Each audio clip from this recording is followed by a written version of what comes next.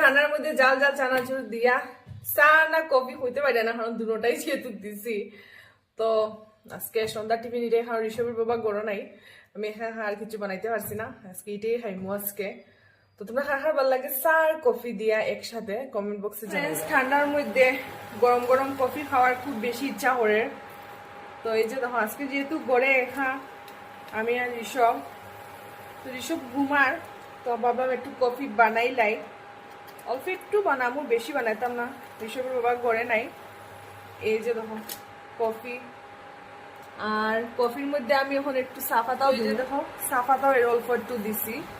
তো খাই এরকম ভাল লাগে কফির মধ্যে সাফাতা দিয়া। আর এখন একটু আদা দিমু, আদা দিয়ে খাইতে খুব বেশি ভালো লাগে যেহেতু ঠান্ডার সময়। তারপর আমি এটার মধ্যে আর একটু দুধ দিমু, দেখো মানে একটু শুকনা শুকনো হয়ে গেছে, তো আমি একটু দুধ দিমু। এই যে দেখো মোটামুটি একটু স্বাদ ঘন ঘন হইয়া বানামু এটারে।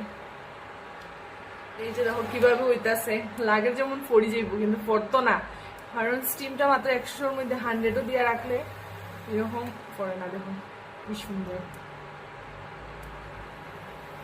এই যে দেখো হিমাচলের শক্কর, তো আমি চার মধ্যে এটা দিতাম না, তো ঠান্ডার মধ্যে ঝাল ঝাল এই যে চানাচুর অল্প লইমু, বেশি লইতাম না। এই যে জাল জাল চানাচুর দিয়ে আজকে খামু।